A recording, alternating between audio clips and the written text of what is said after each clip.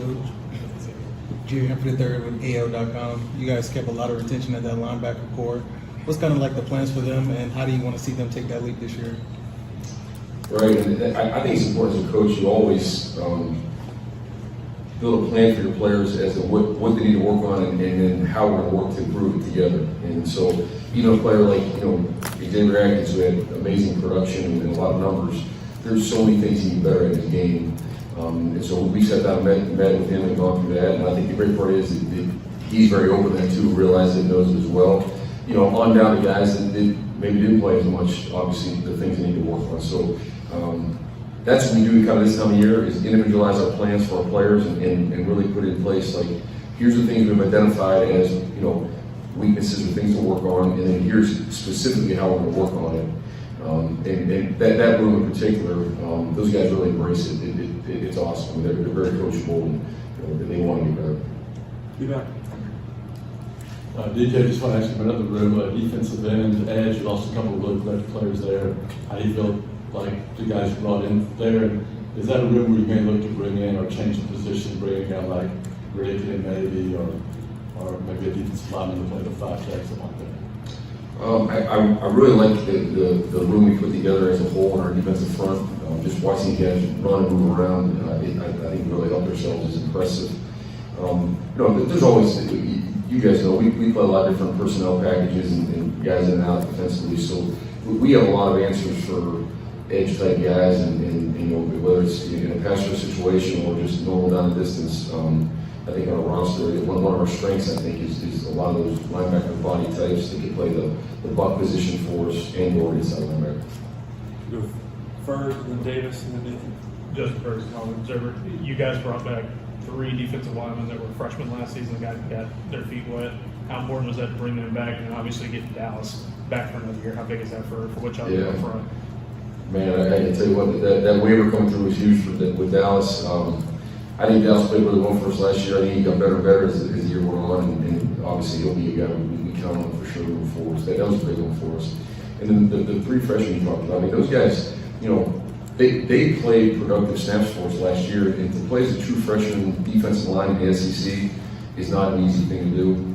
We have really, really high expectations for those guys this year and moving forward. And so to have them all return still here with us and being that next year development is critical. I think one of the things being so missed and lost in culture right now is the development. And the way you get better at anything in life is to do something consistently over and over again. And when these guys bounce around from year to year, and you get different coaches, different system, different drills that you're working on, it's hard to continue to develop at the rate you should. And so those guys in particular, we're expecting great things from them. DJ Speaker, WSK Montgomery. I know you've been coaching a while, but are there any lessons that you learned from your time last year as an interim that you think can make you a better defensive coordinator going forward? And if so, what are those?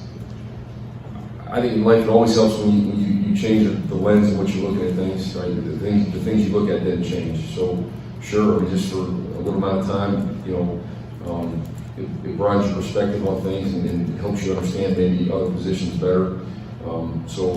I think all in all, right, when you gain those experiences, like being a coordinator, I think to go back and be a position coach, it helps you be a better position coach. Being a head coach, it helps you go back and be a better coordinator. As you go to that next step, you're kind of seeing what you want, how you want it done. And so I think there's good reminders in that for sure. Nathan and Mike. Nathan King, Auburn undercover. Those few weeks for you last season of being promoted to interim and then joining Coach Dolich's staff. Can you talk about that from a personal perspective? What that was like for you, having to kind of a bit of a whirlwind back and forth and being involved in Auburn's coaching search, and now talk as well about your decision to stay here and remain the defensive coordinator under Coach Dolich.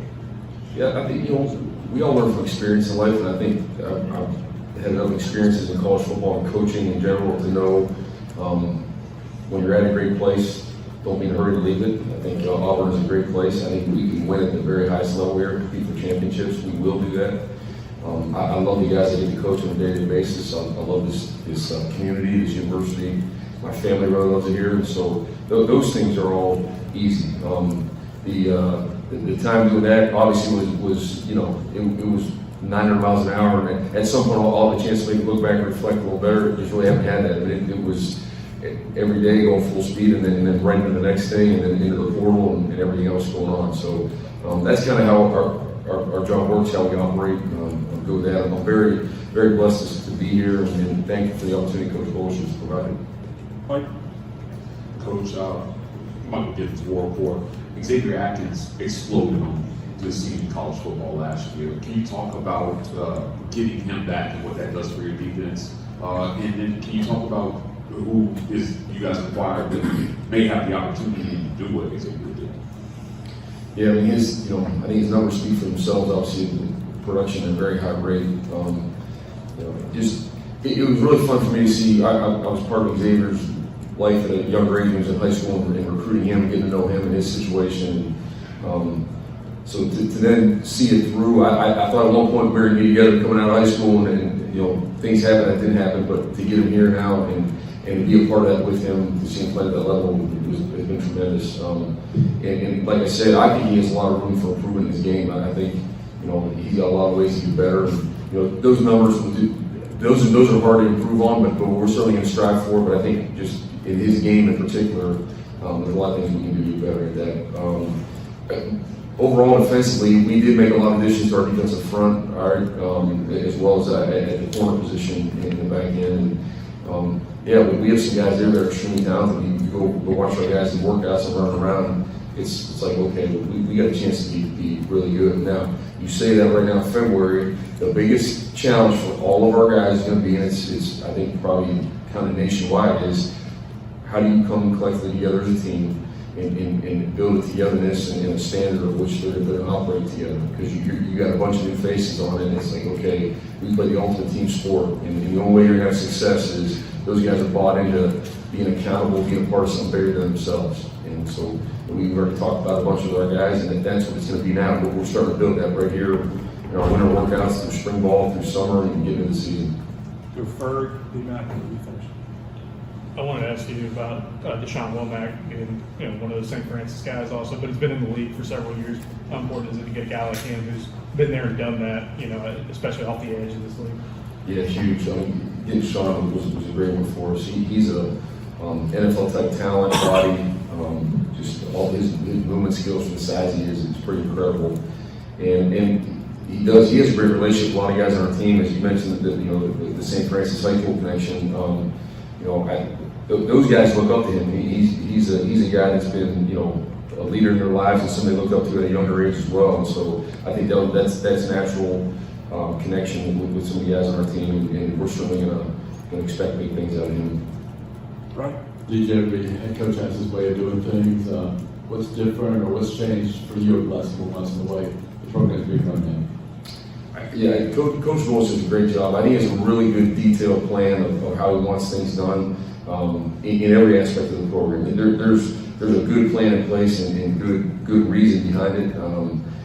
He's an extremely hard worker. He's extremely approachable. I love that. We've had good conversations on a lot of things, and you can tell that there's good feedback on both sides of those conversations, which I love.